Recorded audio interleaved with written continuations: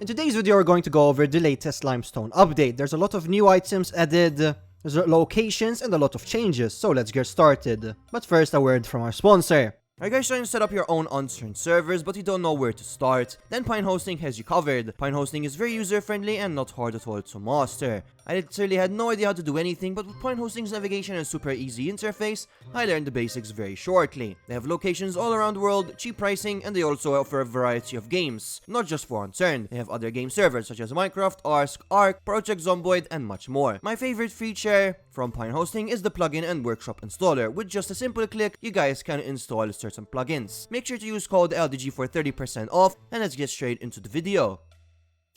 So as soon as we open the map, the first thing we can see is obviously an added location. Down here we got ourselves a small map expansion. Probably means that down here we'll also get ourselves another expansion, because if not, it's just going to look weird in my opinion if it just stays like this. But down here we have ourselves some few locations, so let's just start checking them out. So the first location we're going to check out is over here. Over here there's a tunnel, which actually this tunnel goes all the way over here to Backwoods Diner. So over here, as we may see, we can get ourselves some medical items. There's a few broken down cars, SUV spawn as well. There's some random junk as well, calendar. Now some other things that there were added and changed in this update. Mainly one of the most important ones in my opinion is new player spawns. Before there were only a few spawns around the map, which was mainly down here, around here. And everyone was just, they kept on dying over and over because people were spawn camping and all of that. So that was changed. Also, another thing is that there are zombies with darker skin now, which they're like dark green, which is kind of cool. It's going to be quite interesting.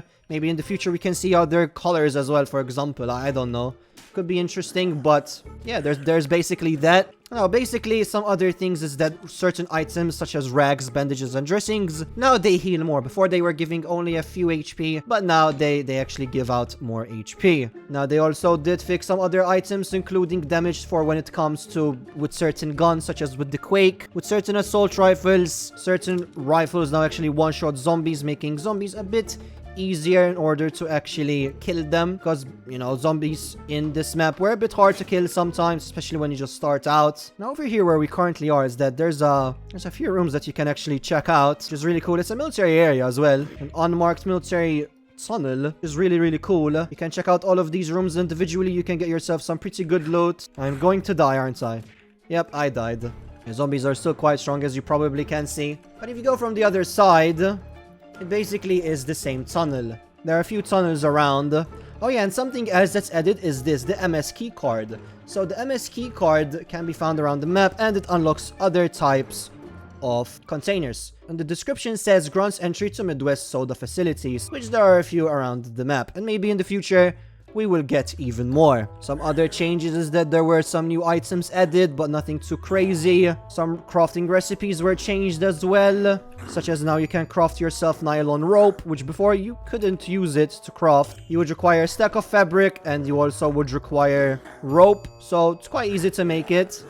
I'm dead again. So now over here, actually we're over at Clearwater Cliffs, which is a new location, but honestly it's nothing really that special. It's just a campground. There's a few tents around. It's a good base location though. For example, if you climb all the way up here, you can build yourself a pretty nice base. There's a few unmarked areas as well. Nothing too insane, but that's basically Clearwater Cliffs. Now let's start with Backwoods Diner. So Backwoods Diner is probably the coolest location in my opinion. So as you may see, there's a mix of loot. There's military. There's a bunch of zombies as well again. Let's just clear out the zombies before they kill me again. So basically this location is military. And also you can get yourself some food, since obviously it is a diner. But it's a very nice location as well. You can get yourself some good loot, especially when you're just starting out. There's also a military key card one over here that you can come in and get yourself some ammo. Obviously some stuff may spawn inside, but that is basically Backwoods Diner. Now let's go to Rusty Nail. Now Rusty Nail does have a little Easter egg over here as well, which I will show you. I'm going the wrong way. So over here you can get yourself some of these zombies. There's a gas mask zombie as well, which you can get yourself gas masks and filters quite easily. Yeah, over here, as you may see, we got ourselves a gas mask and 2 filters from one zombie. Now keep in mind I do have high times loot though. And over here, as you may see, there's this room which you can actually open. So in order to open it, you would need to come here and shoot down those buttons, and you would be able to loot inside. The loot inside isn't actually anything that crazy, but it's always nice to check it out anyway. But in order for you to get in here, you obviously need to shoot it down. To shoot down the button. Over there, there's a crowbar one where you can use. And that is basically Rusty Nail. Now, some other changes that there were, for example, is that the price of several skill sets are now easier to do. Red and blue books give you a different amount of XP. Shotgun is more damage. Another thing is that now basic toolbox has been renamed. And for example, if you're about to craft nylon rope, you would require it. And the basic tool needs to be on the ground. So now this is basically used as a basic tools. Another thing is that night vision now spawns on charge. In order to charge them, you'd require batteries and electronics. There's also a building planner now as well. And they do spawn as advanced tools. So they are not really that hard to actually get them.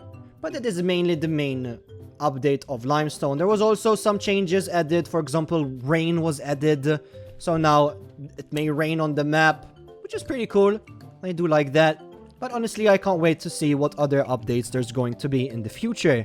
I really am curious to see if there's going to be any change down here as well. I do really want to see, for example, more bunkers around the map as well, because right now we only have a few.